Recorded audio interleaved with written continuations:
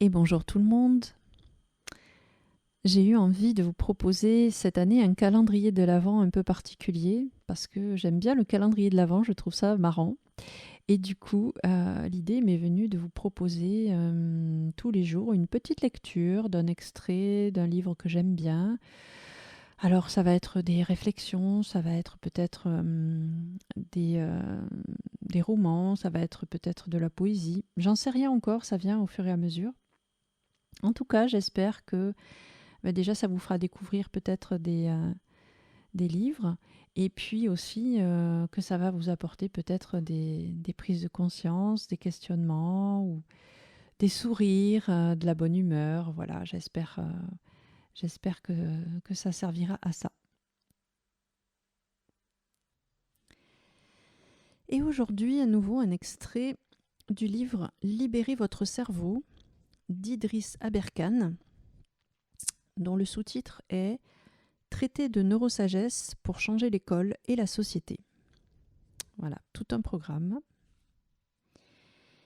Et donc j'ai pris un extrait qui s'appelle L'expérience de la prison de Stanford ou l'effet Lucifer.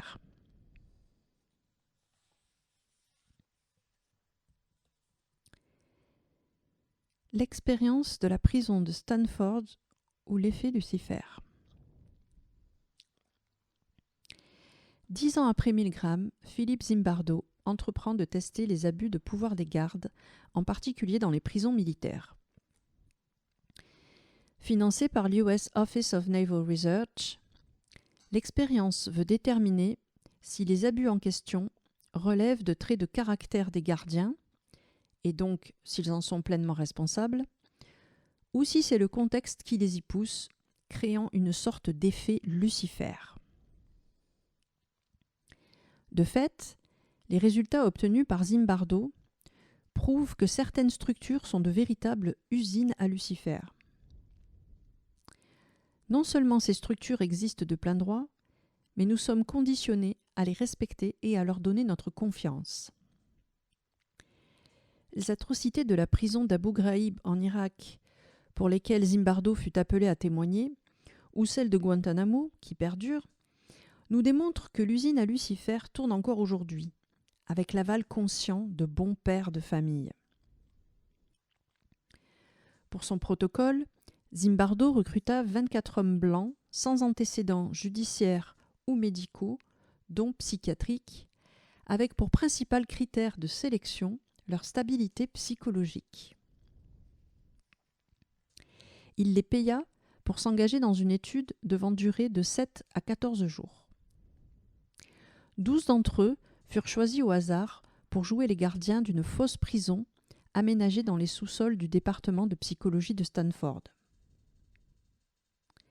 Les 12 autres furent désignés comme les prisonniers. Tous savaient qu'il s'agissait d'une expérience. Ce n'est donc pas un simple aveugle. Alors pour info, il est expliqué, en simple aveugle, on aurait introduit un faux prisonnier dans une vraie prison sans en prévenir les gardiens. Les faux prisonniers furent arrêtés avec le concours de la police de Palo Alto. On prit leurs empreintes et leur identité judiciaire, on les fouilla et on leur attribua un numéro. Quant aux gardiens, qui disposaient d'une matraque pour pouvoir affirmer leur autorité, ils reçurent de Zimbardo, dans le rôle du chef de la prison, les instructions suivantes. Vous pouvez susciter un certain sentiment d'ennui ou de peur chez les prisonniers. Vous pouvez établir la notion d'arbitraire selon laquelle leur vie est totalement sous votre contrôle, sous celui du système, sous le mien, le vôtre, et qu'ils n'auront aucune vie privée. Nous allons leur prendre leur individualité de plusieurs façons. En général, tout cela mène à un sentiment d'impuissance. C'est-à-dire, dans cette situation, nous avons tout le pouvoir et ils n'en ont aucun. Au bout des premières 24 heures, une révolte éclata. Les gardes tentèrent de diviser psychologiquement les prisonniers par favoritisme, ce qui échoua. Après 36 heures, un prisonnier se mit à agir d'une manière visiblement aliénée et enragée. Voyant la situation se dégrader, les gardes recoururent à des formes de plus en plus terribles de torture psychologique, forçant des prisonniers à dormir à même le béton, à déféquer dans un seau au milieu de leurs cellules sans pouvoir le vider, à rester nus et à répéter leur numéro de matricule inlassablement.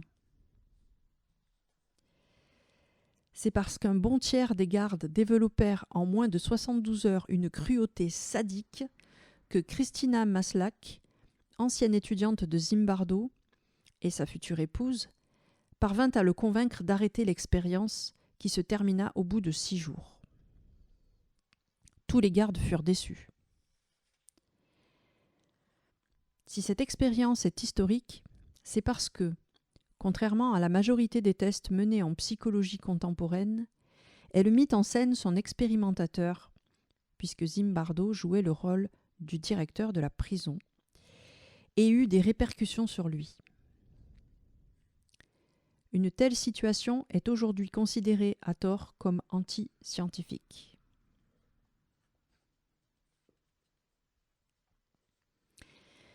Voilà les amis, j'avais envie de partager ce texte avec vous parce que il m'a fait beaucoup réfléchir et ça sera peut-être pareil pour vous. Voilà. Et j'espère en tout cas que ça vous aura plu, même si c'est pas très joyeux. Et comme d'habitude, voilà, je vous donne rendez-vous demain pour un nouveau texte. Merci beaucoup et belle journée à vous. Bye bye.